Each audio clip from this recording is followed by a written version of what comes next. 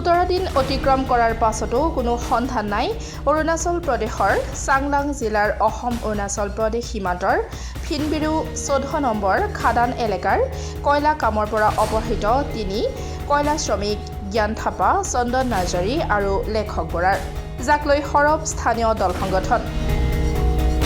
অপহৃত 3 শ্ৰমিকক বিনা চৰ্তত মুকলি কৰি দিয়াৰ দাবীত আজি জাগুনৰ হোটেল পাটকাই ইনত সংবাদমেল ছাত্ৰ মুক্তি সংগ্ৰাম সমিতিৰ। সংবাদমেলৰ যোগেদি সংগঠনটোৰ নেতৃত্বই দাবী জনায় যে অপহৰণকাণ্ড সংঘটিত কৰা সশস্ত্ৰ উগ্ৰপন্থী সংগঠনে প্ৰেছ বিবৃতিৰ জৰিয়তে দায়িত্ব স্বীকাৰ কৰাৰ লগতে একমাত্ৰ পৰিয়ালৰ উপাৰ্জনকাৰী 3 অপহৃত পৰিয়ালকেইটাৰ অৱস্থাৰ বুজ লোৱাৰ ক্ষেত্ৰত স্থানীয় প্ৰশাসন তথা জিলা প্ৰশাসনক দাবী জনায় সংগঠনটোৱে। ইয়াৰ লগতে 3 অপহৃত ব্যক্তিয়ে কৰ্মৰত হৈ থকা মালিক পক্ষক অপহৃত পৰিয়ালকেইটাৰ অৱস্থাৰ বুজ লোৱাৰ দাবী জনোৱাৰ সমান্তৰালভাৱে 3 অপহৃতক সুশৰীৰে উভতাই অনাৰ ক্ষেত্ৰত স্থানীয় তথা জিলা প্ৰশাসনক 3 দিনৰ সময়সীমা বান্ধি দিয়ে। অন্যথা তেৰাব জাগুন আঞ্চলিক ছাত্ৰ মুক্তি সংগ্ৰাম সমিতিয়ে গণতান্ত্ৰিকভাৱে আন্দোলন কৰাৰ হুংকাৰ প্ৰদান কৰে সংবাদমেলৰ যোগেদি।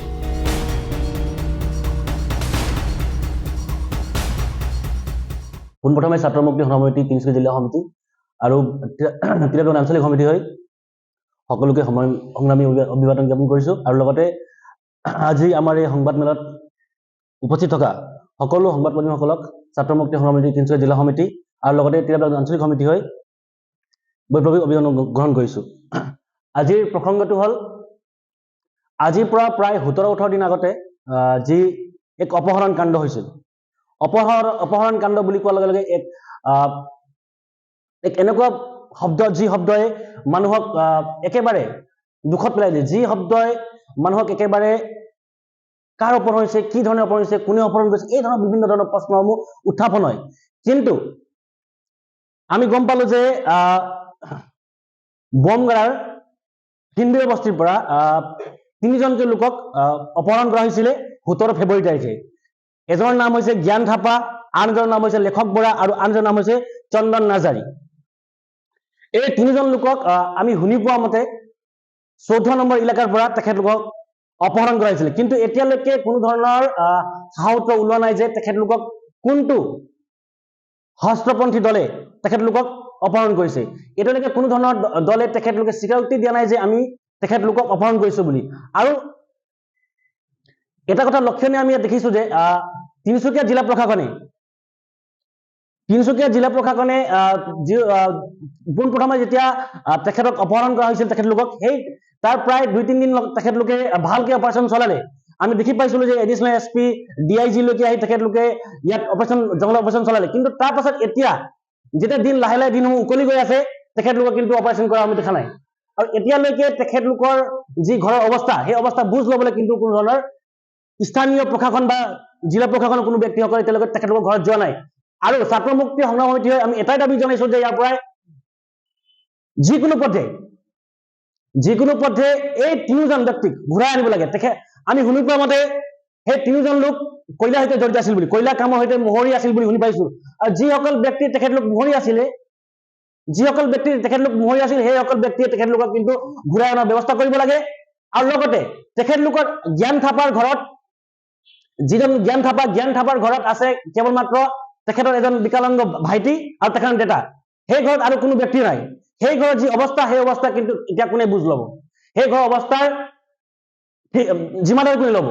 আৰু যি লেখক বৰাজন আছে তেখেতৰ ঘৰত কণমানি কেঁচুৱা এজনী ছোৱালী আছে আৰু তেখেতৰ পত্নী আছে।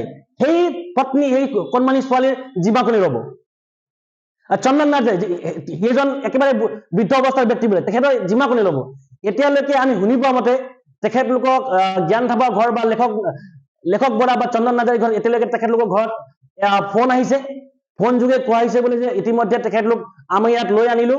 আৰু তাৰপাছত কৈছিল বোলে তেখেতলোকে ফোন যোগে কৈছিল বোলে যে আমি 4 দিন পাছত আপোনাক ফোন কৰিম বুলি। তাৰপাছত কিন্তু এতিয়ালৈকে কোনো ধৰণৰ সাহস ওলোৱা নাই। আৰু কোনো ধৰণৰ উগ্ৰপন্থী সংগঠন বা হস্তধাৰী সংগঠনে এতিয়ালৈকে তেখেতলোকৰ জিম্মা লোৱা নাই যে তেখেতলোকক লৈ গৈছে বুলি। আৰু আমি যিদিনা তেখেতৰ ঘৰত গলো, জ্ঞান থাপাৰ ঘৰত গৈছিলো, সেইদিনা তেখেতৰ দেউতাই কৈছে যে মোক এটা ফোন আহিলে। তেখেত একেবাৰে গাঁৱৰ অকৰা ব্যক্তিজন। তেখেতক কৈছিল বোলে যে আপোনাৰ ল'ৰা ভালে কুশলে আমাৰ ইয়াত পাই গ'ল, 4 দিন পাছত এজন ব্যক্তি আপোনাক ফোন কৰিব বুলি কৈছে বোলে। এই ব্যক্তিজনৰ নামো কোৱা নাই বোলে, কিন্তু সেই ফোনটো এতিয়ালৈকে অহা নাই। ম্যানমাৰ নে ক'ত পালে বুলি কৈছিলে তেখেতে জ্ঞান থাপাৰ ডেটাৰ মতে। কিন্তু এতিয়া কথাটো হ'ল যে আমি ছাত্ৰ মুক্তি সমিতি তিনিচুকীয়া জিলা সমিতি হয়, এটাই আমি যিকোনো যিসমূহ আমাৰ অসমত অস্ত্ৰধাৰী সংগঠনসমূহ আছে তেখেতলোকে আমি অনুৰোধ জনাইছো যে যদি আলফাই হওক, NACN হওক বা আন কোনো সংগঠনেই হওক, যিসকলে তেখেতলোকক অপহৰণ কৰিছে যদি তেনেহ'লে তেখেতলোকে কিন্তু আমি অপহৰণ কৰিছো বুলি প্ৰেছ বিবৃতি বা লেটাৰ যোগে তেখেতলোকে জনাই দিব লাগে। যিহেতু এই তিনিও পৰিয়ালৰ ঘৰত এতিয়া একেবাৰে দুখৰ অৱস্থাত, তেখেতলোক ভয়ত আছে, তেখেতলোক চিন্তাত আছে যে মোৰ ল'ৰা বা মোৰ স্বামী বা মোৰ দাদাৰ বা মোৰ খুৰাৰ কি হ'ব বুলি এই ধৰণৰ প্ৰশ্ন আজি কিন্তু উত্থাপন হৈছে। আৰু লগতে আমি তিনিচুকীয়া জিলা প্ৰশাসনৰ ছাত্ৰ মুক্তি সমিতি একেবাৰে কঠোৰ ভাষাৰে নিন্দা কৰিছো যে আজি প্ৰায় 17-18 দিন উকলিৰ পাছতো কিন্তু তেখেতলোকে কোনো ধৰণৰ সা উত্তৰ উলিয়াব পৰা নাই। ইয়াৰ পৰা এটা কথা আমি স্পষ্টকৈ বুজি পাইছো যে তেখেতলোক বিফল হৈছে চাগে। তেখেতলোকে কিবা লিংক পোৱা নাই নেকি যে এজন ব্যক্তি যেতিয়া অপহৰণ হয় তেতিয়া সেই ঘৰত কি দুকাকুল অৱস্থা হয়, সেই অৱস্থা তেখেতলোকে কেলে বুজ লোৱা নাই।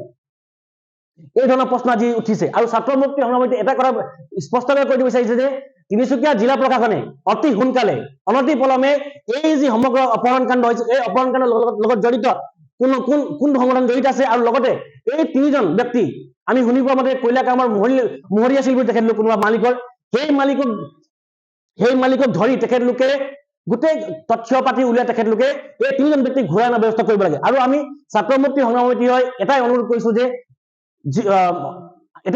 যে যদি কোনোবা সহস্ৰধাৰী দলে তেখেতলোকক অপহৰণ কৰিছে তেনেহলে কিন্তু এই দুখীয়া, এই মোহৰি কৰি খোৱা, হাজিৰা কৰি খোৱা ব্যক্তিসকলক কিন্তু তেখেতলোকে ঘূৰাই দিব লাগে। তেখেতলোকৰ অপহৰণ কৰি তেখেতলোকে কি পাব। আমি ইয়াৰ পৰা এটাই কাটৰ অনুৰোধ কৰিছো যে যিসকল ব্যক্তি অপহৰণ কৰাইছে সেইসকল ব্যক্তিক অনতি পলমে তেখেতলোকে ঘূৰাই দিয়াৰ ব্যৱস্থা কৰিব লাগে।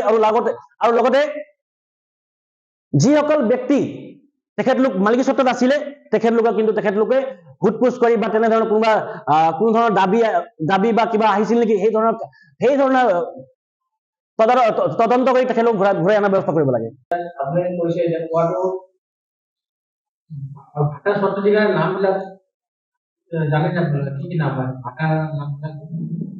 আমি শুনি পোৱা মতে জ্ঞান থাপা আছিলে ৰঞ্জিত থাপাৰ মোহৰি, আৰু ভাটাৰ চতে শুনি পাই মানে শিৱু প্ৰধানৰ মোহৰি আছিল শুনি পাইছো। কিন্তু এতিয়া তথ্যটো সঠিক হয় নে নহয় আমিও এতিয়ালৈকে অৱগত নহয়, কিয়নো যদি তেখেতলোকৰ আণ্ডাৰত তেখেতলোকে মোহৰি কাম কৰা তেখেতলোকে চাগে এতিয়ালৈকে তেখেতলোক ঘূৰাই আনিবলৈ সক্ষম হলে। কিন্তু আমি শুনি পোৱা মতে ভাটাৰ মালিক শিৱু প্ৰধান আছিল বুলি, শিৱু প্ৰধানৰ তেখেত মোহৰি আছিল বুলি এজন, আৰু এজন আছিল বুলি ৰঞ্জিত থাপাৰ মোহৰি। এই ধৰণৰ সূত্ৰ এতিয়ালৈকে ওলাই পাইছো আমি তদন্ত কৰাত। এতিয়া যি আৰু এজন আছিলে চন্দন নাৰ্জাৰী বুলি, তেখেত শুনি পোৱা মতে তেখেত এজন ফকলেণ্ড অপাৰেটৰ আছিল বোলে। কিন্তু তেখেতৰ মালিক এতিয়ালৈকে ওলোৱা নাই যে মই মালিক হয় বা মোৰ মোহৰি বা মোৰ অপাৰেটৰ আছে বুলি এতিয়ালৈকে কোনো ধৰণৰ তথ্য পাতি এতিয়ালৈকে ওলোৱা হোৱা নাই। আৰু আমি জিলা প্ৰশাসনে এটাই অনুৰোধ জনাইছো যে যিসমূহ ফকলেণ্ড সোমাইছিলে সেই ফকলেণ্ডতে এণ্ট্ৰি কৰি থয়, ইয়াত ওপৰত হওক বা তলত হওক এই এণ্ট্ৰিসমূহ তেখেতে চালি জাৰি চাব লাগে যে এইজন ব্যক্তি কাৰ হয়। সোধ-পোছ কৰিলে সকলো বস্তু ওলাই আহে। আজিৰ দিনত আজি ইমান টেকনলজি আজি ইমান আগবাঢ়ি গৈছে আমাৰ, যদি সোধ-পোছ কৰে তেখেতলোকে কিন্তু তেতিয়া ওলাই যাব যে কোনজন ব্যক্তি তেখেত মোহৰি আছিল বা কোনজন ব্যক্তি তেখেত অপাৰেটৰ আছিল বা তেখেতৰ কোনজন মালিক আছিল। এই ধৰণৰ তথ্য যদি তেখেতলোকে ওলাই অনতি পলমে তেখেতলোক যদি এই 3টা পৰিয়ালৰ ব্যক্তিক যদি ঘূৰাই আনিব ব্যৱস্থা নকৰে তেনেহলে কিন্তু অতি শীঘ্ৰে ছাত্ৰ মুক্তি সমিতি, তিনিচুকীয়া জিলা সমিতি আৰু ছাত্ৰ মুক্তি সমিতি তিনিটা আঞ্চলিক সমিতিয়ে অতি শীঘ্ৰে আন্দোলন কৰিবলৈ বাধ্য হব। যিহেতু ছাত্ৰ মুক্তি সমিতি বুলি কোৱাৰ লগে লগে অসমৰ ৰাইজৰ বিভিন্ন সমস্যালৈ মাত মাতি আহিছে আৰু অনাগত মাত মাতি যাব। আৰু এনেধৰণৰ যিসকল ব্যক্তিৰ ঘৰৰ পৰা এতিয়ালৈকে তেখেতলোক অপহৰিত হৈছে তেখেতলোকৰ ঘৰৰ পৰা আমাক বাৰে বাৰে ফোন আহিছে যে ভাইটি কি কৰিলে ভাল হ'ব, ভাইটি কি কৰা যায়, এতিয়ালৈকে কোনো খবৰ অহা নাই, এইটো হোৱা নাই, এইটো ভয় লাগিছে বা কিবা হৈ যাব নেকি। তেখেতলোকে আমি বুজাই আছো যে একো নহব, চিন্তা নকৰিব, আমি আছো বুলি। কিন্তু আমি আছো বুলি আমি কিমান দিন কম? যদি প্ৰশাসনে ইমান ঢিলা দিয়ে তেনেহলে তেখেতলোকৰ আস্থা ক'ত থাকিব, কাৰ ওপৰত থাকিব? আমি ইয়াৰ পৰা এটাই অনুৰোধ জনাইছো জিলা প্ৰশাসনক আৰু স্থানীয় প্ৰশাসনক যে তেখেতলোকে অনতি পলমে এই যি অপহৰণ কাণ্ড হৈছে এই কাণ্ডটো সমাধান কৰি দিব লাগে, আৰু যিসকল ব্যক্তি অপহৰিত হৈছে তেখেতলোকক ঘূৰাই অনাৰ ব্যৱস্থা কৰিব লাগে।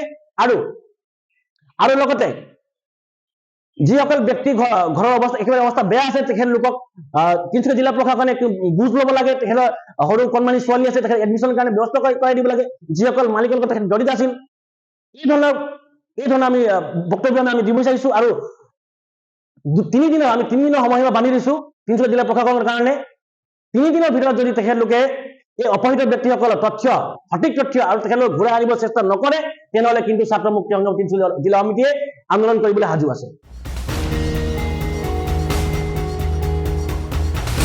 জাগুৰৰ পৰা গৌৰৱ মোহনৰ ৰিপৰ্ট ডেমক্ৰেটিক আছাম